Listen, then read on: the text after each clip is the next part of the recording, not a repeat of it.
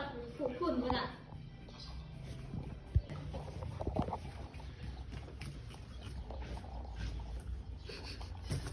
เฮ็ดยังกินเนาะเฮ็ดยังกินนะขาวคือปะตองเฮ็ดยังกินวันนี้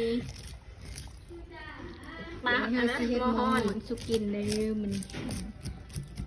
ย้อนหลังวันหนึ่งย้อนหลังวันเกิด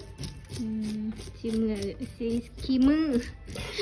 ขี้มือเอ้ยเฮานี่แซ่บสุดมื้อนี้เอ้ยเฮาจะเอ็ดหม้อฮ้อนสุกินเนาะเดี๋ยวไปเก็บมะพริกหรือว่ามะเพ็ดก่อน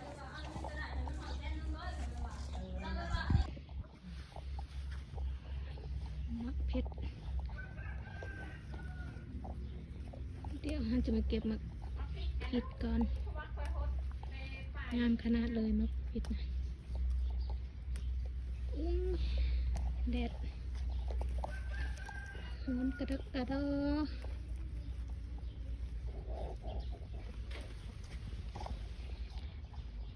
เอ้ยเพิ่นปลูกพักได้ความดุนี่แม่นหองพักคือว่าหองพักอยู่เนาะบอนเอ็ดเวงามขนาดมะเพชรนะเราปลูกไว้ความมาดุนะเป็นค่อยคือขี้คานแท้ๆมด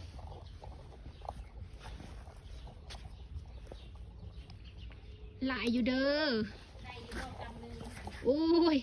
ดกเป็นดกซัมซิกิน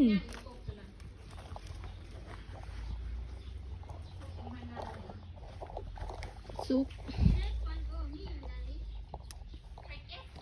ดกเป็นดกนี่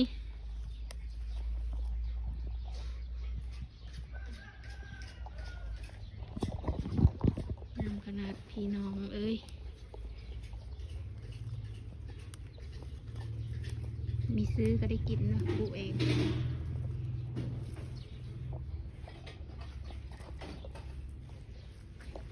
เราจะเก็บไปเอ็ดเจียวเนาะเจียวกินกับเจียวฮ้อนได้แล้วคือสิพอเลยกินจีอยู่นี่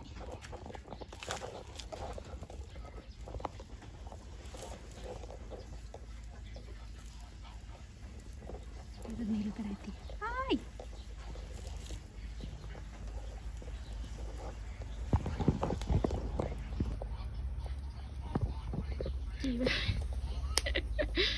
จีแบบนี้เลย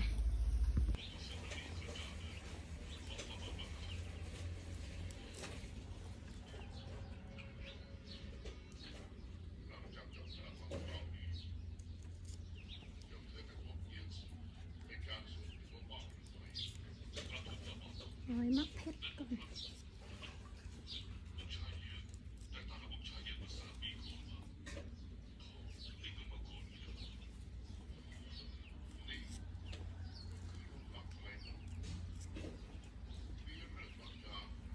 อากาศนี่ร้อนดีขนาดเรือเป็นน้ำเรือเป็นน้ำไฟใส่เสื้อแขนยาวบ่อบผิวเหมาะกับการอบผิวนะจ๊ะ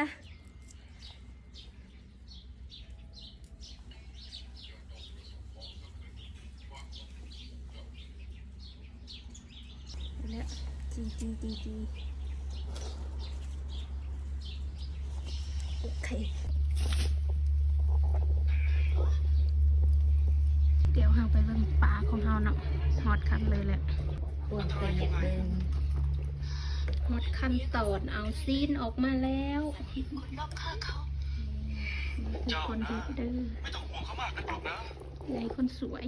จะไม่มีห่วงได้ยังไงกันนี่ใกล้จะครบกำหนด3 ปีแล้วนะปลานิ่นโลนึงคุณได้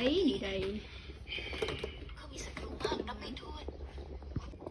วัตถุดิบของเฮาก็คือมีผักนำมานี่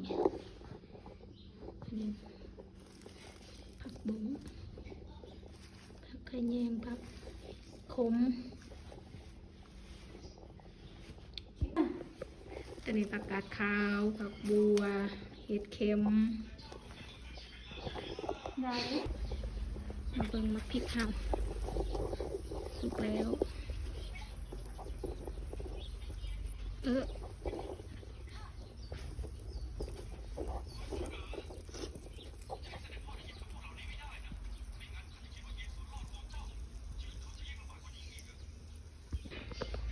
ี๋ยวเราจะมาต้มน้ำกันนะ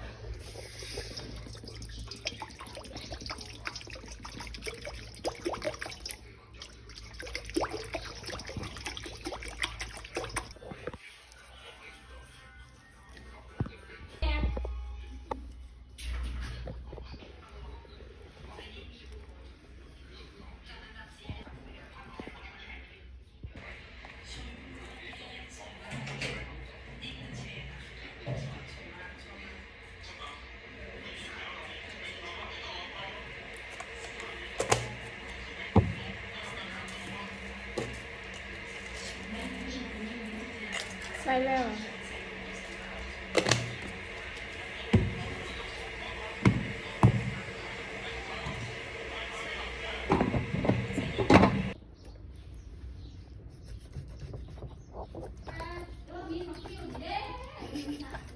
อาบในน้ำหันจะว่าสิอาบให้ค่ะ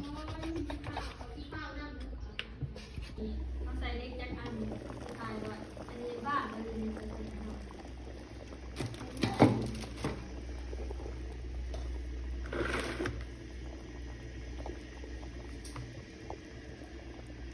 เบอร์แบบต้องเขาใช้เบอร์แบบซีนั่นซีนี่นะเขาใช้เบอร์คือเบอร์63สี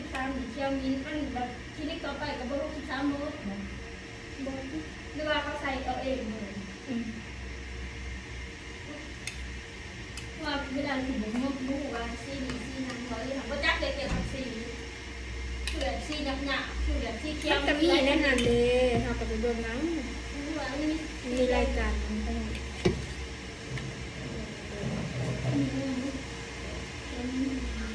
บุกกัน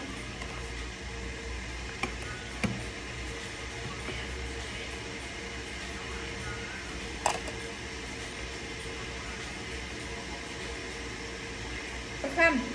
ำอันนี้ใส่มันมีกระตุ่มบ่แตกบีแตกหรือว่าแผลตุ๊กเอาถ้วยมาไหมเฮียเลยหรือว่าอันนี้ใส่มันรู้ว่าขัวบอกขัวนะขัวเซบีนี่นะมันแตกใส่เลยขัวเลยเขาบอกอันนั้นได้กันนั่นก็มาจีเลยขัวจีกันเขาก็ว่านะเขาว่าขัวนี่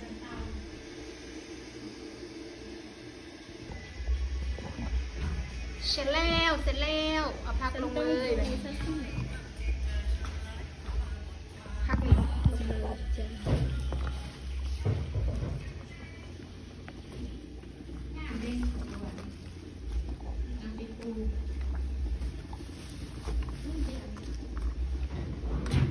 มันเย็นดิก็ทำบะหมี่พริกซุปมาใส่แก้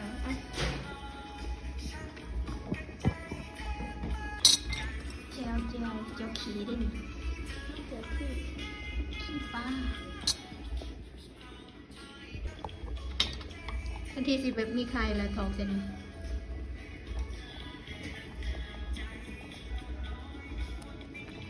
ไอ้ข้ามมาสิมาเด้อทุกคนเด้อก็บ่มีแจ่วซีฟู้ดเนาะแล้วนี่จัดก่อน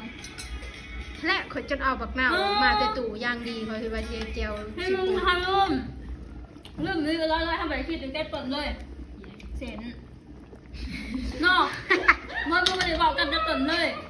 คิดบอกเลยคิดบอกเลยบอกเอาแต่ต้นหันบอกแต่ต้นบ่มีแน่นี่บอกไข่หันเผาเอาให้เปื่อยให้นี่โบ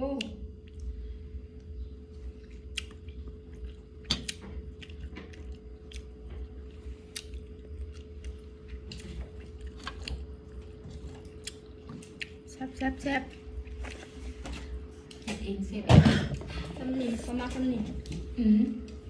ไม่ชอบกินอะไรที่มันจุกเลย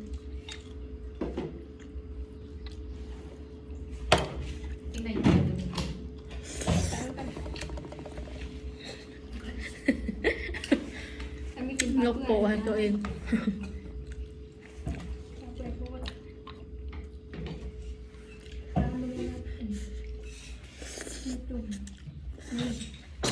อันนี้แหละค่ะ โอ้ของแท้ ของแท้ไอ้ผู้สาวกิน ปลาตอนมันเห็นได้ผู้เฒ่าแล้วกินนะกินอันตอนดิบๆแล้วก็จุ่มเจียวอันนี้เจียวขี้คมๆหรือว่าเจียวยังบาสบิ